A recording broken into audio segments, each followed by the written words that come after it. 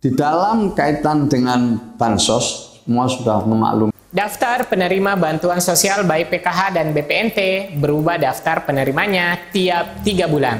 Jadi para penerima manfaat diharapkan tidak perlu bergantung pada bantuan sosial.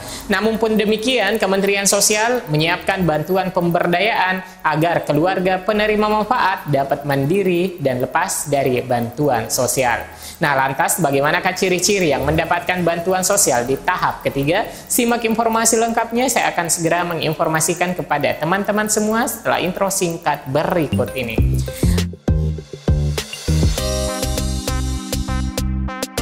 Assalamualaikum warahmatullahi wabarakatuh. Halo semua teman-teman, salam merdeka. Semoga kedamaian dan kesejahteraan menjadi milik kita semua. Amin ya rabbal alamin. Penyaluran bantuan sosial atau bansos pada hari ini tetap menjadi sorotan utama di Indonesia seiring upaya pemerintah untuk memastikan bantuan tepat sasaran di tengah tantangan teknis dan isu akurasi data. Berdasarkan informasi terkini, Kementerian Sosial atau Kemensos terus menggenjot proses distribusi bansos pada triwulan ketiga tahun 2025 yang mencakup program Keluarga Harapan PKH, Bantuan Pangan Non-Tunai BPNT, periode Juli-September. Penyaluran ini menargetkan jutaan keluarga penerima manfaat atau KPM di seluruh Indonesia dengan fokus pada keluarga miskin, lansia, penyandang disabilitas, dan kelompok rentan lainnya. Namun, sejumlah isu masih mewarnai proses penyaluran bansos hari ini. Pertama, masalah validasi data terus menjadi perhatian. Menteri Sosial Saifullah Yusuf atau Gus Ipul mengungkapkan adanya lebih dari 100.000 penerima bansos yang anomali seperti dokter, pegawai BUMN, hingga manajer yang seharusnya tidak memenuhi syarat untuk menerima bansos. Nah, dari jumlah data tersebut, 55.000 penerima telah dihentikan dan 44.000 lainnya dalam proses penonaktifan. Selain itu pula, temuan PPATK menunjukkan sekitar 600.000 rekening penerima bansos terindikasi terkait dengan judi online dengan 228.000 diantaranya sudah dicoret dari daftar penerima.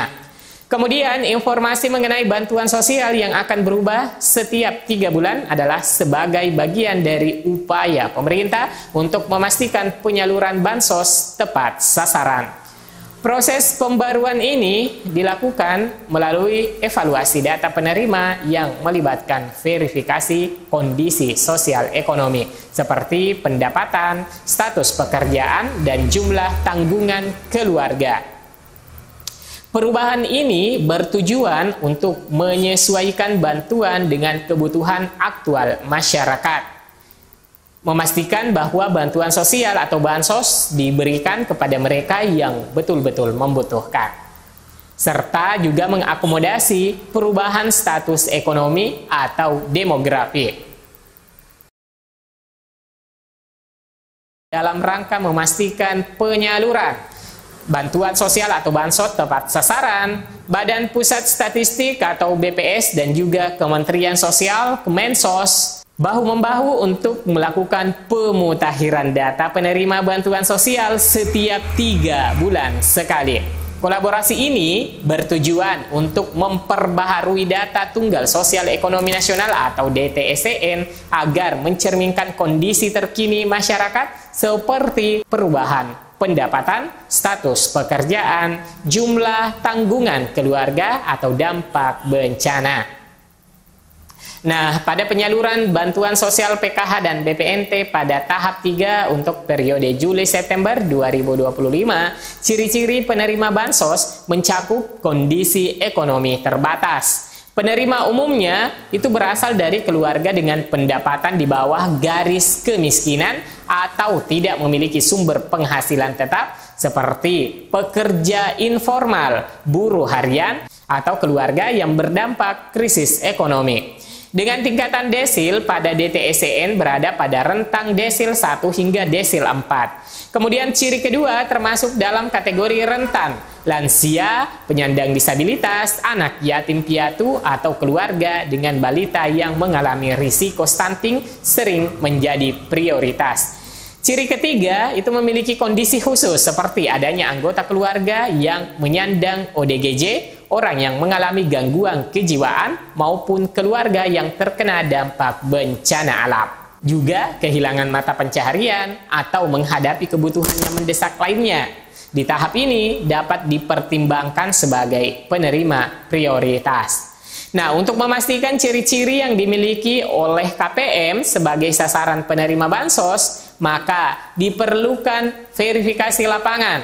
Penerima di tahap 3 telah melalui proses validasi ulang oleh petugas untuk memastikan data sesuai dengan kondisi terkini seperti tempat tinggal, jumlah anggota keluarga, atau status ekonomi. Dengan pembaharuan berkala ini, pemerintah berupaya untuk menjaga transparansi dan keadilan dalam distribusi bantuan sosial, memastikan bantuan sampai ke tangan yang paling membutuhkan alokasinya di setiap tahap penyaluran. 18 juta lebih untuk bantuan pangan non tunai, untuk PKH 10 juta keluarga penerima manfaat.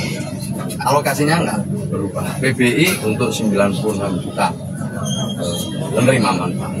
Jadi kalau untuk alokasinya enggak berkurang, tapi sasarannya mungkin akan sedikit berubah hasil cross check, hasil ground check ya bersama BPS.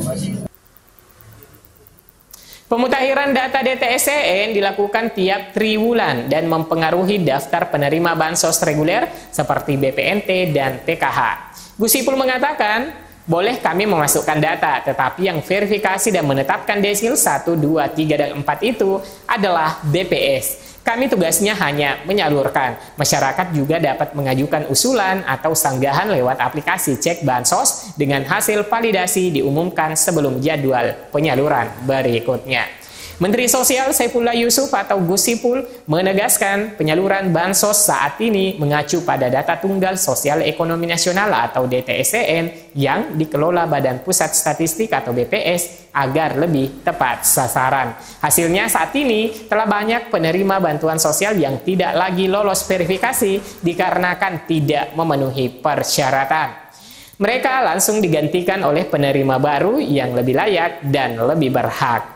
Jadi, akan ada penerima-penerima baru setiap 3 bulan. Ada yang check out, ada yang check in. Kata Gus Ipul dalam acara dialog pilar-pilar sosial di Pendopo Bupati Cirebon pada hari Rabu 13 Agustus 2025. Untuk memastikan akurasi karena bersifat dinamis, data secara berkala tiap 3 bulan juga akan terus dimutakhirkan. Salah satunya melalui mekanisme ground checking oleh Kemensos dan pemerintah daerah, lalu divalidasi oleh BPS. Semua ini, kata Gus Ipul, dalam rangka untuk memastikan bantuan sosial tepat sasaran sebagaimana arahan Presiden Prabowo Subianto.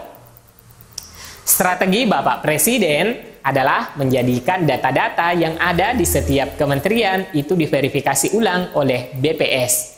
Kalau dulu Kementerian Sosial punya DTKS, Bappenas punya Reksosek.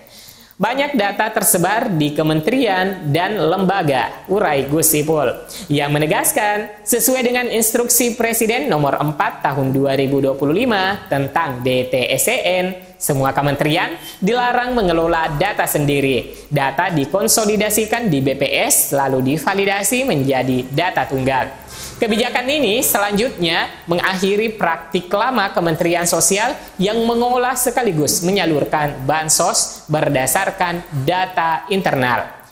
Oke teman-teman, demikianlah untuk informasi per hari ini. Semoga informasinya memberikan pemahaman mengenai mekanisme penyaluran bantuan sosial yang diberlakukan di setiap tahap penyalurannya. Sampai jumpa di video selanjutnya. Wassalamualaikum warahmatullahi wabarakatuh.